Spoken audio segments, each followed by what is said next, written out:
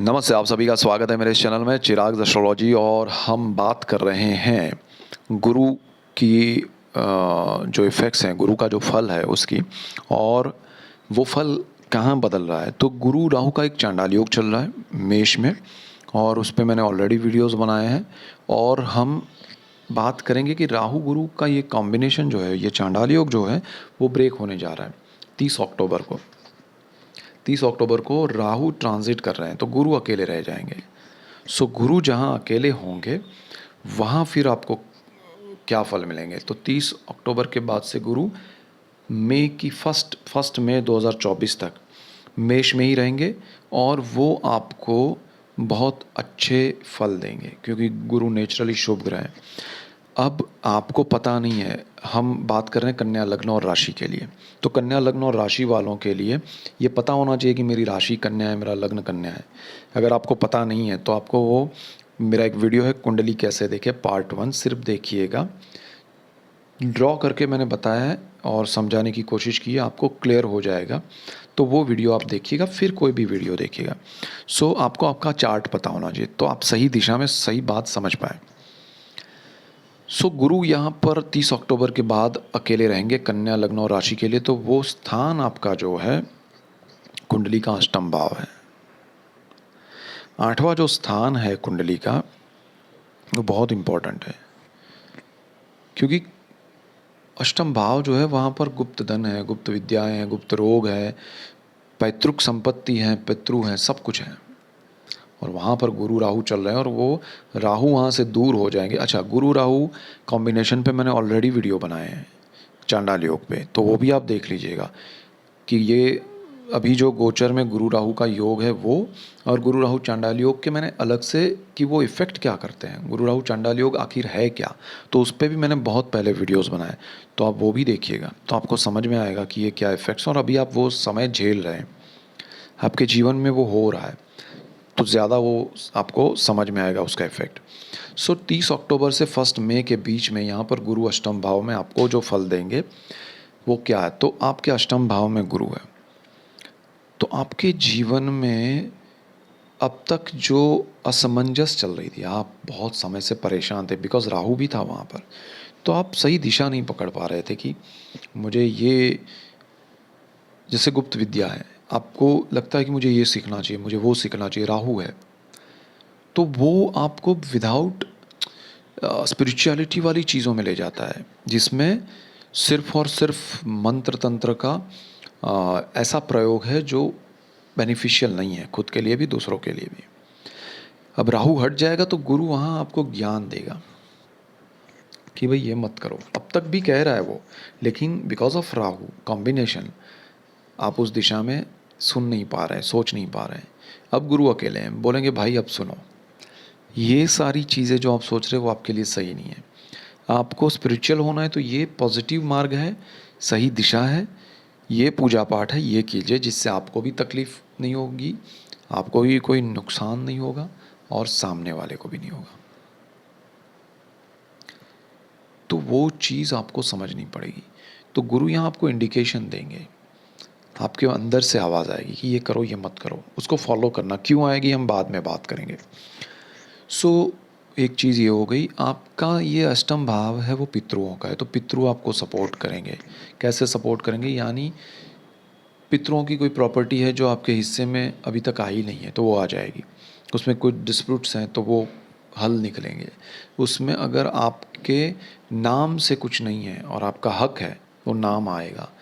तो directly indirectly ये support हो रहा है कि भाई हाँ हमारे बच्चों का है, कहीं गवर्नमेंट के पास पड़ा है वो भी आपके पास आएगा कि भाई ये इनके हक का है, दे दो।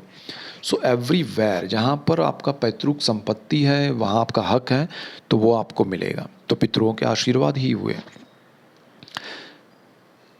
गुप्त रोग का भी ये स्थान है, तो राहु अब तक उन चीज़ों में आपको लेके चल रहा था, तो गुरु यहाँ पर उस गुप्त रोग की ट्रीटमेंट सही करवाएगा। अगर आपको नहीं पता है वो आपके लिए गुप्त है, और वहाँ पता चला राहु के आने से, गुरु के आने से, फिर उसके ट्रीटमेंट में आप उलझे हुए हैं, सही समझ में नहीं आ रहा है, गुरु यहाँ सही दिशा देगा, सही डॉक्टर के पास ले जाएगा, सही इलाज करवाएगा। ओपिनियन लीजिएगा अपने दोस्तों का, परिवारजनों का, डॉक्टर्स का, फिर निर्णय लीजिएगा। गुरु बहुत पॉजिटिव अच्छे रिजल्ट देगा। पितरों की संपत्ति के पीछे आप मत भागिएगा, जो आपके हक की है वो आपको मिल जाएगी, वो गुरु दिला देगा। सो यहाँ पर ये चीज़ है। फिर तंत्र मंत्र विद्याओं के पीछे भी मत जाइएगा, जिसमें आपको समझनी है वो उस दिशा में जाइएगा मत, परेशानी होगी। उसके बाद गुरु जो है वो 3 दृष्टियाँ करते हैं जहाँ वो बैठते हैं वहाँ से। तो उनकी एक दृष्टि है बिल्कुल वहाँ से पंचम भाव पे। तो गुरु आपकी कुंडली में, कन्या लग्न की कुंडली में, गोचर में जहाँ 1 नंबर लिखा है वहाँ बैठे हैं, वो अष्टम भाव है कुंडली का, और वहाँ से 5वीं दृष्टि जो कर रहे हैं वो 12वां स्थान है कुंडली का, और वहाँ पर लिखा है 5 नंबर। तो 5 नंबर जो लिखा है वो कुंडली का 12वां स्थान है।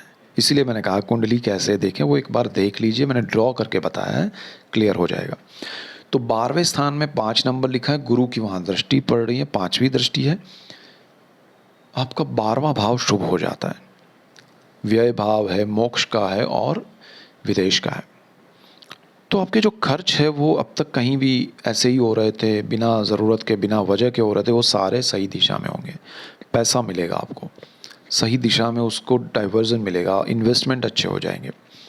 आप जीवन में जो खर्च बिना वजह के कर रहे थे वो आपको रियलाइज़ होगा, और उसका एक एक हिसाब करके आप सही दिशा में करेंगे। जो भी खर्च करेंगे वो सही हो जाएगा, जो बिना वजह का चल रहा था वो ब्रेक हो जाएगा।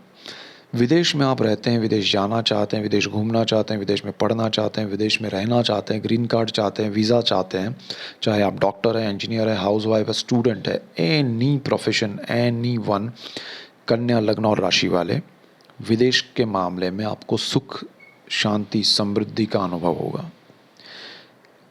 आपका अटका हुआ काम हो जाएगा, आपके सारे अच्छे काम होंगे। विदेश में आपको रहने में प्रॉब्लम है, सपोर्ट मिलेगा। विदेश में आपको पढ़ने में प्रॉब्लम है, सपोर्ट मिलेगा। जॉब में प्रॉब्लम है, किसी भी रूप में आपके प्रॉब्लम्स में बहुत अच्छा आपको सपोर्ट मिलेगा। जीवन में सुख समृद्धि आ जाएगी। तो दिस इज़ द बेस्ट। विदेश का जो भी काम है उसमें आपको सुख समृद्धि शांति का अनुभूति होगी। मोक्ष का भी भाव है, तो आप थोड़े, क्योंकि अष्टम भाव में है, स्पिरिचुअल भी हो जाएंगे। सही दिशा में आप रहेंगे तो मन, मोक्ष क्या है कि अगर हम आज के समय में और एस्ट्रोलॉजी के पॉइंट ऑफ व्यू से मेरा जो एक्सपीरियंस है उस हिसाब से कहूँ तो आपको वो मोह जो है चीज़ों के पीछे भागने का, वो टूट जाएगा। सही दिशा में, सही चीज़ में उतना ही बिलीव करेंगे कि भाई इस चीज़ का मुझे 2 रुपया मिल सकता है तो 2 ही मिलेगा, फिर मैं उम्मीद लगा के बैठूँ कि 10 मिलेगा, तो वो नहीं होगा। ये एक एग्जाम्पल है। तो उस तरह के जो भी मोह है, चीज़ों में लालच है, वो सारा भंग हो जाएगा, क्लैरिटी हो जाएगी, सही दिशा में आप जा पाएंगे, एक्सेप्टेंस बढ़ेगा।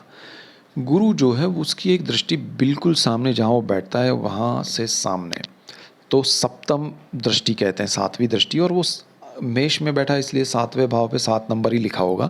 तो यहाँ पर आपकी कुंडली के सेकंड हाउस में, कन्या लग्न है, 6 नंबर लिखा है फर्स्ट हाउस में, सेकंड हाउस में 7 लिखा है, तो सेकंड हाउस कुंडली का है, वहाँ पर 7 नंबर लिखा है। गुरु की 7वीं दृष्टि वहाँ पड़ेगी। परिवार का स्थान है, आपके वाणी का स्थान है, आपके सेविंग्स का स्थान है। देखिए व्यय भाव पे दृष्टि है, व्यय को कंट्रोल करेगा, सही दिशा में व्यय करवाएगा। खर्च होगा तो भी सही दिशा में होगा। अब सेविंग्स पे कर रहा है तो कंट्रोल्ड हो जाएगा, आपका सब कुछ प्लान्ड हो जाएगा, सही दिशा में प्लान करके आप खर्च करेंगे। आपको आपके सेविंग्स भी सही हो जाएंगे जो अब तक अगर अनप्लान्ड है तो। आपकी वाणी में और आप बहुत प्रभाव आएगा, आप जो भी बोलेंगे सराहे जाएंगे। आप लोगों को अब तक, क्योंकि आपको राहु की दृष्टि की वजह से सही नहीं मिल रहा था, सही सब चीज़ें नहीं हो रही थी, तो यहाँ पर आपके लिए सब सही हो जाएगा। लोग सराहेंगे, आपकी बात सुनेंगे, आपसे राय लेंगे। या आपका अगर वाणी का बिजनेस है, वाणी से कोई एजेंट्स हैं या जिनका स्पीच से रिलेट करता हो कोई बिजनेस है, डेफिनेट सपोर्ट होगा आपको और ज़बरदस्त काम होगा आपका, सफलताएं मिलेगी, अर्निंग ज़्यादा होगी, इन्वेस्टमेंट अच्छे होंगे। So this is the best. और परिवार का सपोर्ट मिलेगा। सेकेंड हाउस एंटायर फैमिली है, आपके पेरेंट्स, आपके हस्बैंड, आपकी वाइफ, आपके बच्चे, आपके चाचा चाची, आपके वाइफ या हस्बैंड के पेरेंट्स, उनके भाई बहन, आपके भाई बहन, एवरी वन, एंटायर फैमिली आपके लिए पॉजिटिव हो जाएगी, आपके लिए अच्छा सोचेगी, आपकी बात को सराहा जाएगा, आपको मान सम्मान मिलेगा, बॉन्डिंग बढ़ेगी। दूरी है तो डिस्टेंस कम हो जाएगा। सो आपका मॉरल हाई हो जाएगा, आपका इनर पावर बढ़ेगा, सुख समृद्धि बढ़ेगी। तो this is the best thing. तो बहुत अच्छा है सेकंड हाउस। उसके बाद गुरु की एक और दृष्टि पड़ेगी आपके गुरु 9वीं दृष्टि करता है जहाँ बैठता है वहाँ से, तो वो 9वीं दृष्टि करेगा आपकी कुंडली के चतुर्थ भाव में, चौथा जो भाव है जहाँ पर 9 नंबर लिखा है। तो 9 नंबर जो लिखा है वो सुख भाव है।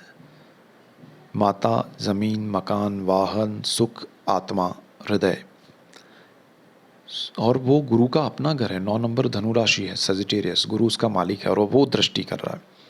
This is the best thing. सुख की अनुभूति होना ये आपको होगी। आप जीवन में सुख समृद्धि को अनुभूति कर पाएंगे। माता के आशीर्वाद मिलेंगे, माता के लिए कुछ करना चाहते हैं कर पाएंगे, माता आपके लिए सपोर्ट करेगी। दूरी है माता से तो आप मिल पाएंगे एक दूसरे को, मतलब बॉन्डिंग बढ़ेगी हर चीज़ से, सुख समृद्धि होगी आपको माता से। और ज़मीन, मकान, वाहन, स्ट्रॉन्ग योग हो रहे हैं, आपका मकान हो जाएगा, प्रॉपर्टी मिलेगी, आपका सुख समृद्धि बढ़ेगा, बहुत बहुत बेनिफिट होगा आपके ज़मीन से, प्रॉपर्टी से बेनिफिट होगा। आपके इंट्यूशन, मैंने कहा कि इंट्यूशन की अगर हम बात करें तो वो स्ट्रॉन्ग हो जाएंगे, सही दिशा देगा गुरु कि ये करो ये मत करो। 4th house is a soul, आत्मा है। इंट्यूशंस आपके स्ट्रॉन्ग हो जाएंगे, आपको सही रास्ता मिलेगा। सुख भाव में जो दृष्टि है गुरु की वो आपके जीवन में सुख समृद्धि लाएगा डेफिनेटली।